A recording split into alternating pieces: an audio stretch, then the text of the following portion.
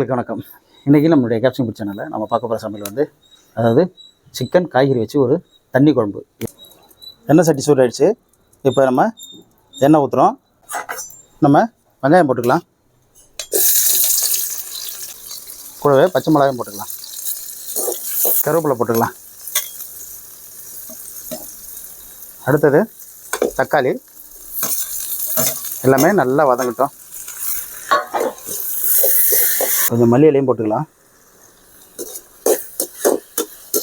இந்த சோம்பு ஜீரகம் மிளகு இருக்குங்க இல்லையா, அந்த பேஸ்ட் போட்டுக்கலாம். இஞ்சி பூண்டு பேஸ்ட்டு இதையும் போட்டுங்க. அதாவது கறியை போட்டுட்டேன், அந்த வீடியோ மிஸ் ஆகிடுச்சு. இந்த இஞ்சி பூண்டு பேஸ்ட்டு தக்காளிலாம் போட்டு வதக்கும் பொழுது இந்த 1/4 கிலோ கறியையும் போட்டு வதக்கணும். இப்போ நம்ம வச்சுருக்க காய்கறிகளை, அதாவது முள்ளங்கி, சவ் கேரட்டு, இது எல்லாமே அதில் போட்டு அதையும் வதக்கிக்கலாம் நல்லா. நம்ம இப்போ மிளகாத்தூளை போட்டுக்கலாம்.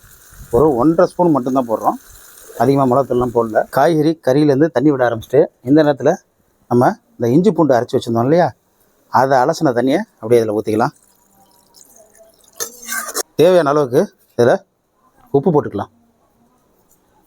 உப்பு போட்டுட்டு நமக்கு தேவையான அளவுக்கு இப்போ தண்ணியும் ஊற்றிங்க.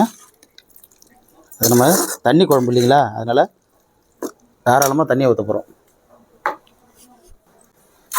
தேவையான அளவுக்கு நல்லா தண்ணியை ஊற்ற போகிறோம். நல்லா தாராளமாக தண்ணியை ஊற்றி அப்படியே கொதிக்க விட வேண்டியதான். குழம்பு நல்லா ரெடி ஆகிடுச்சு.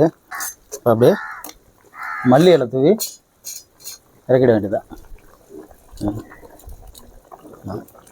அருமையான சிக்கன் காய்கறி தண்ணி குழம்பு ரெடி ஆகிடுச்சு. இறக்கி இதை நம்ம டேஸ்ட் பார்க்க போகிறோம்.